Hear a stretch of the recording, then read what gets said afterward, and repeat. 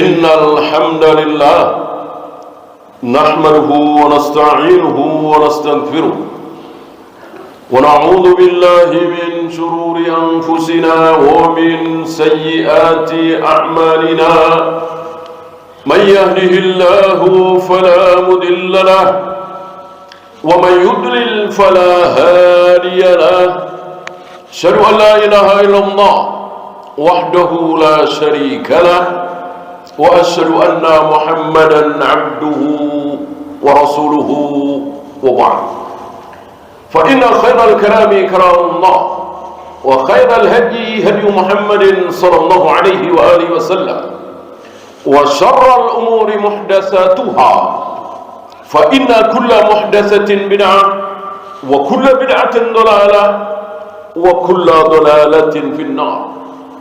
Jamaah azzakumullah. Pernah pada satu ketika dunia kaum muslimin tidak ada satupun orang Mu'tazilah, tidak ada satupun orang Asy'ariyah, tidak ada satupun orang Maturidiyah, Jahmiyah, Rafidah, bahkan Khawarij belum ada. Seluruh kaum muslimin hari itu Ahlus Sunnah wal Jamaah, Al-Firqatul Najiyah, At-Ta'ifatul Mansurah, Salafi. Adakah kaum muslimin yang bukan salaf? Tidak ada. Seluruh kaum muslimin hari itu Salafi. Diawali dengan salaf terbaik Rasulullah alaihi salatu wassalam, sebagaimana beliau ucapkan di hadapan putri beliau beberapa hari sebelum beliau wafat, khairus salafi laki ana, sebaik-baik orang salafi adalah aku, kata Nabi alaihi salatu wassalam. 23 tahun kira-kira beliau bersama kaum muslimin. Setelah itu beliau wafat. Kaum muslimin dipimpin oleh Abu Bakar. Keadaan masih sama. Ketika kaum muslimin dipimpin oleh Abu Bakar, belum ada satupun orang Asy'ariyah, Maturidiyah, Jahmiyah, Jabariyah, Rafidah, bahkan Khawarij belum ada. 2 tahun kira-kira Abu Bakar memimpin kaum muslimin, beliau wafat. Dan sebelum beliau wafat, beliau menunjuk pengganti. Jika aku mati nanti, yang akan menggantikan aku sebagai khalifah adalah Umar bin Khattab. Begitu beliau wafat, otomatis Umar memimpin kaum muslimin. 10 tahun kira-kira Umar memimpin kaum muslimin, keadaan masih sama. Belum ada satupun firqah dolal. Seluruh kaum muslimin Ahlus Sunnah wal Jamaah as-Salaf. Hingga ketika Umar mengimami salat subuh terakhir, beliau ditusuk dari belakang oleh Abu Lu'lu'. 3 hari setelah itu beliau wafat. Inilah terakhir kenangan indah kaum muslimin yang tidak mungkin terulang lagi. Seluruh kaum muslimin Ahlus Sunnah wal Jamaah tinggal kenangan ketika beliau terbunuh. Ini sesuai dengan apa yang disabdakan oleh Nabi alaihi salatu wassalam, bahwa Umar adalah qaflul fitnah. Umar adalah gemboknya fitnah. Selagi Umar masih hidup, fitnah itu, aliran sesat itu belum muncul. Maka ketika Umar terbunuh, beberapa lama setelah itu, ketika kaum muslimin dipimpin oleh Utsman, muncul aliran sesat pertama yang disabdakan oleh Nabi alaihi salatu wassalam, bahwa solat kalian dibanding dengan solat mereka, kalian merasa kecil. Puasa kalian jika dibanding dengan puasa mereka, kalian merasa kecil. Dahi mereka hitam bekas sujud, badan mereka kurus-kurus karena hampir setiap hari berpuasa, wajah mereka pucat-pucat karena hampir setiap malam salat malam. Tapi kata Nabi, mereka adalah kilabu ahlin nar, mereka anjing-anjing penghuni neraka. Yamrukuna minad din kama yamruku sahmu minar ramiyah. mereka melesat jauh dari agama ini sebagaimana melesatnya anak panah dari busurnya. Apa? Cepat. Mana ada panah melesat lambat, pasti cepat. Tidak ada secepat panah hari itu. Seluruh senjata kalah. Hari itu senjata tercepat adalah panah. Artinya apa? Artinya para sahabat masih pada hidup. Pakaian-pakaian yang dipakai oleh Nabi masih ada. Bejana-bejana yang dipakai oleh Nabi belum rusak. Tapi mereka sudah sesat. Mereka sudah menyimpang. Mereka sudah beda dari ajaran Nabi alaihi salatu wassalam. Terbesarnya adalah mereka mengkafirkan pelaku dosa besar. Bagi mereka ada orang sholat, puasa, zakat, haji, sedekah, jihad, sekali minum khamar kafir katanya, sekali berzina kafir katanya. Maka jangankan orang awam, Ali bin Abi Thalib dikafirkan, Muawiyah dikafirkan, Amr bin As dikafirkan. Sementara ibadah mereka luar biasa dan sudah dinubuatkan, diramalkan oleh Nabi alaihi salatu wassalam. Dan korban mereka adalah Utsman bin Affan. Korban mereka adalah Utsman bin Affan. Dengan kelicikan mereka, mereka mendemo, mereka mengepung rumah Utsman bin Affan dan berakhir dengan terbunuhnya Utsman bin Affan. Menantu Nabi dua kali ini, yang Nabi mengatakan seandainya aku masih punya putri lagi akan aku nikahkan dengan dia. Yang Nabi tidak malu ketika terlihat lututnya oleh Abu Bakar, oleh Umar. Begitu Utsman datang langsung ditutup oleh beliau. Yang dijamin oleh beliau dari Allah lewat lisan beliau pasti masuk surga, dibunuh oleh mereka ini. Diawali dengan sunnah sayyi'ah pertama dalam Islam, yaitu demo pertama dalam Islam menghasilkan apa? Terbunuhnya manusia terbaik saat itu. Rasul sudah wafat, Abu Bakar sudah wafat, Umar sudah wafat. Manusia terbaik hari itu adalah Utsman bin Affan. Dibunuh oleh mereka. Inilah Khawarij. Aqulu qawli hadza astaghfirullah li wa lakum.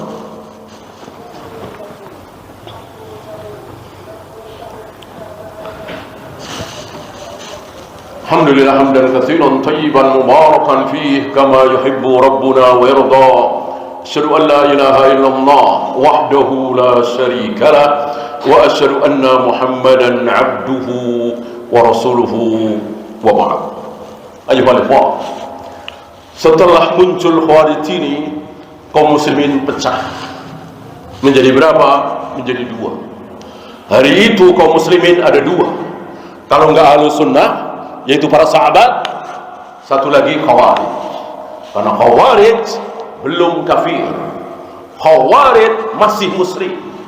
Walaupun dikatakan oleh Nabi kilabu ahlin nar, anjing-anjing penghuni neraka, tapi pada satu ketika Allah angkat mereka, Allah ampuni mereka dan akhirnya masuk surga. Kenapa?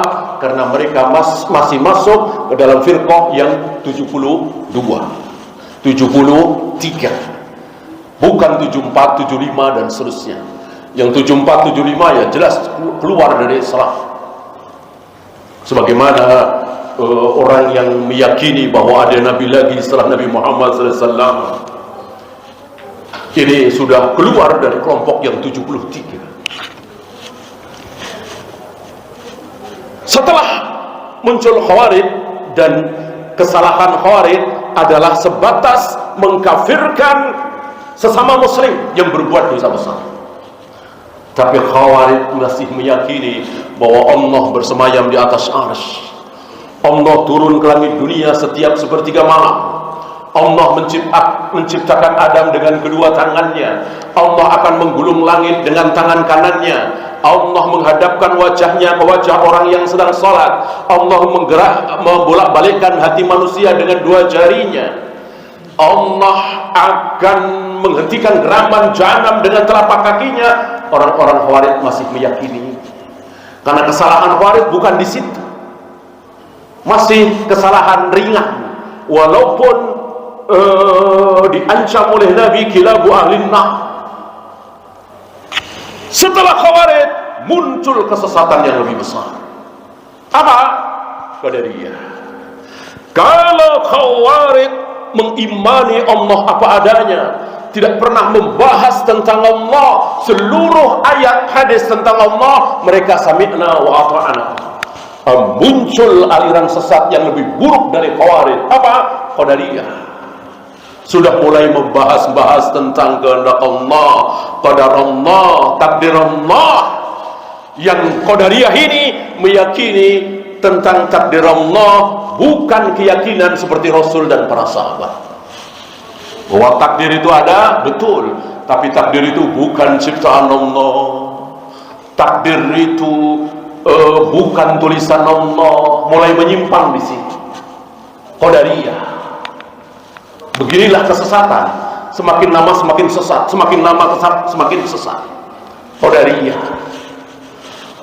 Jadilah hari itu kaum muslimin pecah menjadi tiga: Salafi, Ahlussunnah wal Jamaah, kemudian Khawarij, kemudian Qadariyah.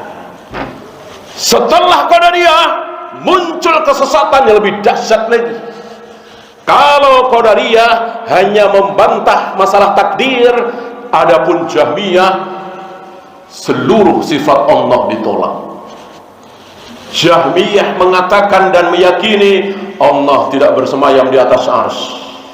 Ar-Rahmanu 'alal arsy istawa, ditolak. Allah tidak punya tangan dua. Allah tidak menciptakan Adam dengan kedua tangannya.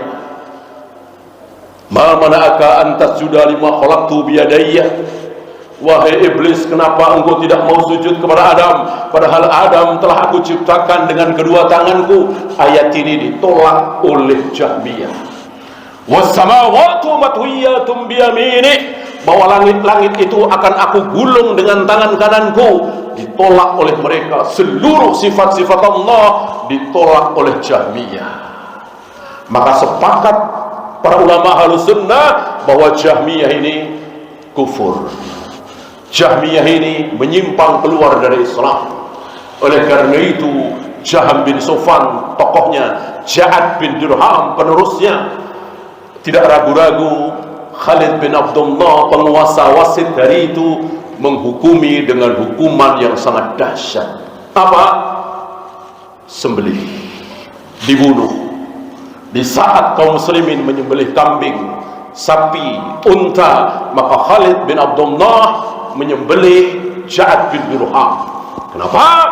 Karena dia tidak mau bertobat dari keyakinan bahwa Allah tidak bersemayam di atas arsy, Allah tidak menciptakan Adam dengan kedua tangannya, Allah tidak menggulung langit dengan tangan kanannya, Allah tidak menghadapkan wajahnya ke wajah orang yang sedang salat, Allah tidak pernah turun ke langit dunia setiap sepertiga malam. Padahal itu ayat Al-Quran, sabda Nabi, ditolak oleh mereka. Hari ini kita saksikan sebagian saudara-saudara kita terkena syubhat itu. Terkena syubhat itu. Minimal saudara-saudara kita mengucapkan dengan kalimat lembut. Apa? Kiasan. Kiasan. Wajah Allah, kiasan. Tangan Allah, kiasan. Allah bersemayam di atas arsy, kiasan. Allah turun ke langit dunia setiap sepertiga, kiasan, kiasan, kiasan. Padahal ucapan ini tidak pernah keluar dari mulut Nabi alaihi salatu wassalam. Ketika Nabi membaca ayat ini, menyampaikan sabda-sabda beliau tentang sifat Allah, Nabi tidak pernah mengatakan ini kiasan, ini ramsun. Ini enggak pernah keluar dari lisan Nabi alaihi salatu wassalam. Maka Rasul dan para sahabat meyakini apa adanya bahwa Allah betul-betul bersemayam di atas arsy, Allah betul-betul turun ke langit dunia setiap sepertiga malam dengan cara yang hanya diketahui oleh Allah. Kita tidak disuruh memikir dan memahami, kita hanya disuruh meyakini apa adanya. اللهم صل على محمد وعلى آل محمد كما صليت على إبراهيم وعلى آل إبراهيم إنك حميد مجيد. اللهم اغفر للمسلمين والمسلمات والمؤمنين والمؤمنات الأحياء منهم والأموات. ربنا لا تزغ قلوبنا بعد إذ هديتنا وهب لنا من لدنك رحمة إنك أنت الوهاب. ربنا آتنا في الدنيا حسنة وفي الآخرة حسنة وقنا عذاب النار.